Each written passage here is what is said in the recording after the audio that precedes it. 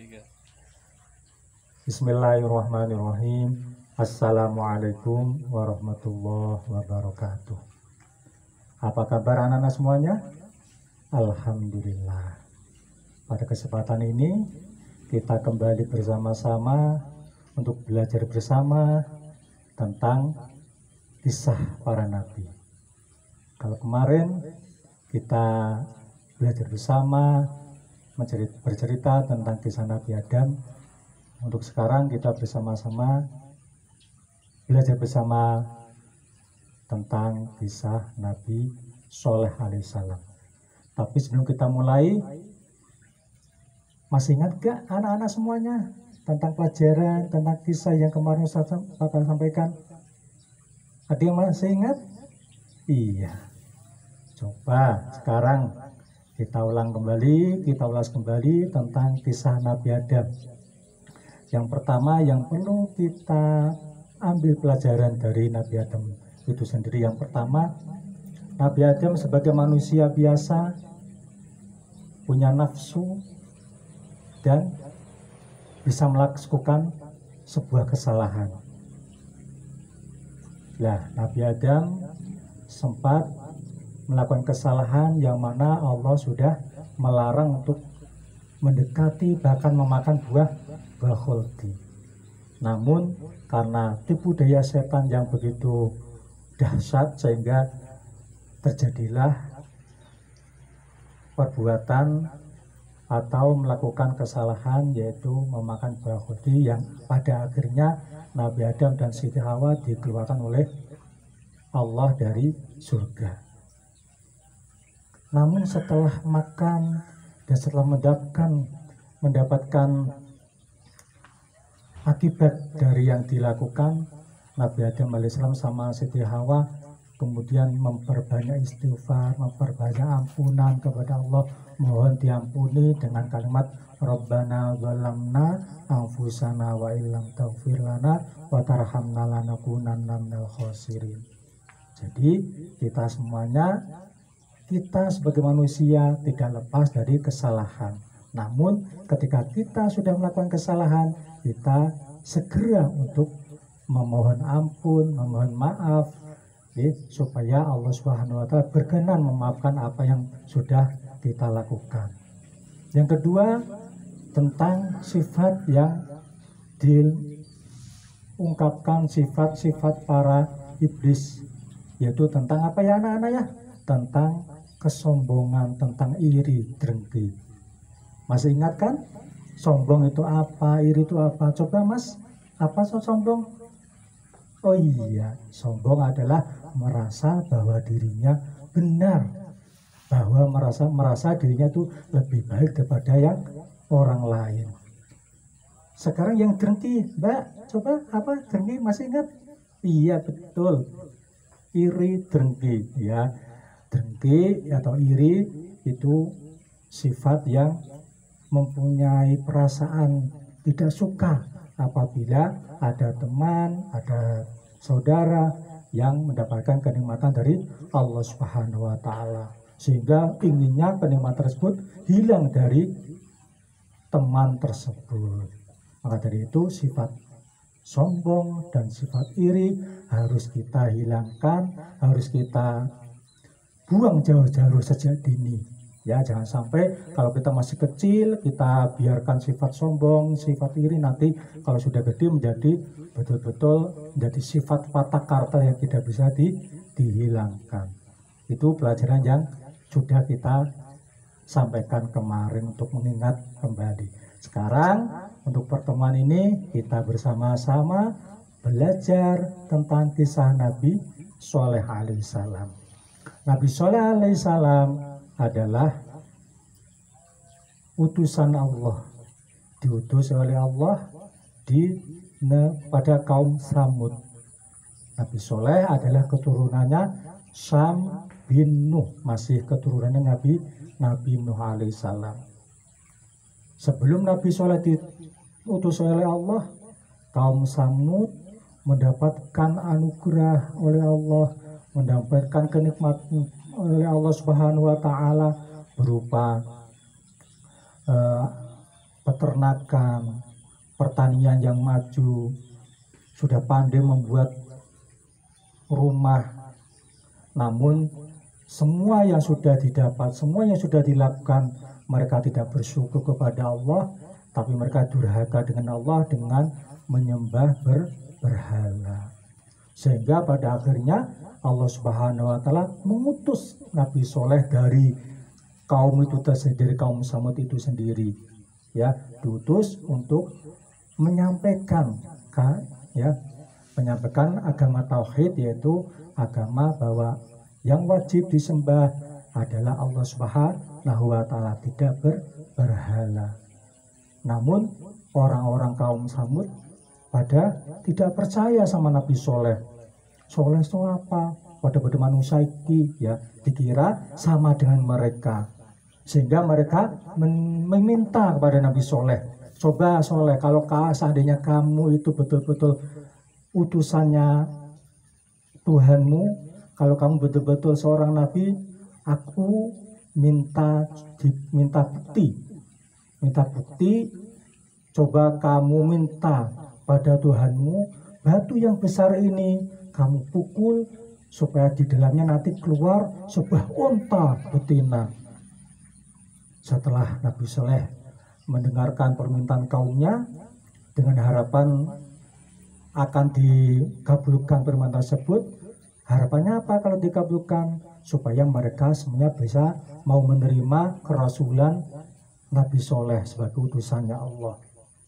Kemudian Nabi Soleh meminta kepada Allah, memohon kepada Allah supaya permintaan kaum Samud, yaitu berupa unta yang keluar dari batu besar itu, betul-betul dikabulkan. Sehingga Allah Subhanahu wa taala berkenan mengabulkan permintaan doa Nabi Soleh, sehingga betul-betul batu yang besar tadi dipukul sama tongkatnya Nabi Soleh, pecah dan keluarlah unta betina. Namun anak-anak semuanya, unta betina itu ya karena perempuan betina, sehingga unta tersebut bisa diambil manfaatnya berupa susunya. Di situ Nabi Soleh ada perjanjian dengan kaumnya, ya, nanti tempat minum ini yang biasa masyarakat tersebut kaum Samud mengambil di situ, sehari untuk unta dan sehari untuk kaumnya Nabi Soleh. Mungkin karena jenuh, kena rasa bosan tiap hari minum unta, minum susunya unta terus, sehingga mereka semuanya punya gagasan, ya, ingin membunuh untanya Nabi Soleh tersebut. Harus sudah bosan mungkin, ya, sehingga betul-betul rencana pembunuhan unta tersebut dilakukan oleh kaum Samud. Ya, mereka membunuh unta tersebut, kemudian dengan sombongnya mereka datang ke Nabi Soleh dan menceritakan bahwasanya unta mukjizatnya Nabi Soleh itu sudah dibunuh oleh mereka semuanya.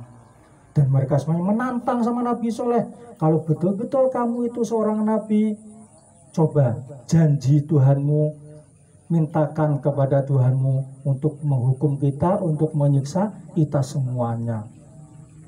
Karena mereka sudah keterlaluan, ya, sudah berani membunuh untanya Nabi Soleh, sudah menantang untuk minta diberi adab siksaan dari Allah karena apa yang sudah dilakukan itu.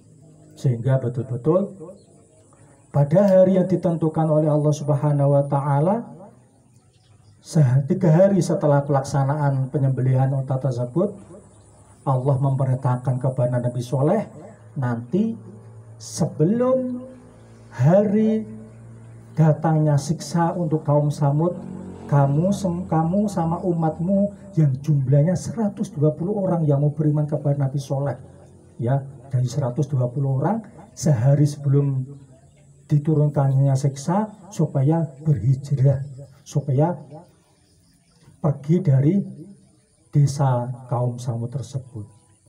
Betul, setelah itu Nabi Soleh mau mengajak 120 orang yang mau beriman untuk meninggalkan kaum Samud.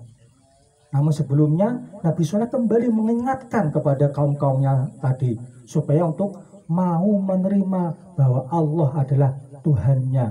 Jangan sampai menyembah berhala. Namun karena mereka sudah kesombongannya dan tidak mau menerima dakwah Nabi Soleh, sehingga betul-betul janji Allah itu dalam mengadab, mensiksa kaum Samud dilaksanakan dalam 3 hari setelah penyembelihan. Nah, kaum Samud mendapatkan sisa apa? Ada yang tahu anak-anak? Kaum Samud ada yang meriwayatkan ada petir halilintar. Ya, ketika mereka pada di rumah ada halilintar sehingga mereka pada mati semuanya. Dan juga ada gempa sehingga rumah yang sudah dibangun semuanya rubuh, semuanya hancur, dan tanaman ternak yang sudah mereka upayakan, mereka tanam semuanya hancur semuanya akibat siksaan dari Allah Subhanahu wa Ta'ala. Sekilas kisah Nabi Soleh alaihissalam. Nabi Soleh seorang pemberani, berani berdakwah walaupun orang-orang kafir itu semuanya tidak menerima dan bahkan mengejek, mengolok-olok dengan mencaci maki, tapi Nabi Soleh tetap berani untuk berdakwah walaupun apa saja tantangannya, tetap berani. Dari pelajaran ini bisa kita ambil pelajaran, anak-anak semuanya harus punya sikap berani seperti para nabi, terutama Nabi Soleh. Kalau memang melihat teman kita melakukan kesalahan, kita harus berani menegur dengan lemah lembut supaya teman kita bisa menerima apa yang kita sampaikan. Harus berani, karena sikap berani adalah sikap yang harus kita tanamkan sejak kecil sebagai calon-calon generasi Islam yang akan datang. Harus punya sikap berani, mental kita harus berani berdakwah, berani melakukan perubahan supaya kehidupan ini tambah baik di masa yang akan datang. Demikian, mudah-mudahan bisa diambil manfaat, diambil pelajaran dari kisah Nabi Soleh, ya. Yang jelas Allah Subhanahu wa Ta'ala tidak akan menyiksa suatu kaum apabila kaum tersebut mau beriman dan mau bertakwa kepada Allah. Sebaliknya, kalau kaum tersebut sudah tidak mau menerima nasihat dan bahkan terus melakukan kesalahan, kezaliman, melakukan kejahatan, melakukan kemungkaran, sehingga betul-betul janji Allah akan dilaksanakan, yaitu menyiksa mereka yang tidak mau beriman kepada Allah. Itu pun di dunia, apalagi besok di akhirat akan mendapatkan siksa yang lebih dahsyat dari Allah. Mudah-mudahan kita semuanya menjadi anak-anak, menjadi hamba-hambanya Allah yang bisa menerima nasihat-nasihat yang baik, sehingga semakin hari kita akan menjadi anak-anak yang baik, menjadi anak yang solih, bisa menjadi harapan kedua orang tua, harapan bangsa, menjadi pemimpin masa depan. Amin Allahumma amin. Mudah-mudahan ada manfaatnya. Mudah-mudahan kita semuanya bisa melaksanakan ini semuanya sebagai suri tauladan, dan kita menjadi anak-anak yang betul-betul bisa dibanggakan oleh orang tua kita. Wassalamualaikum warahmatullahi wabarakatuh.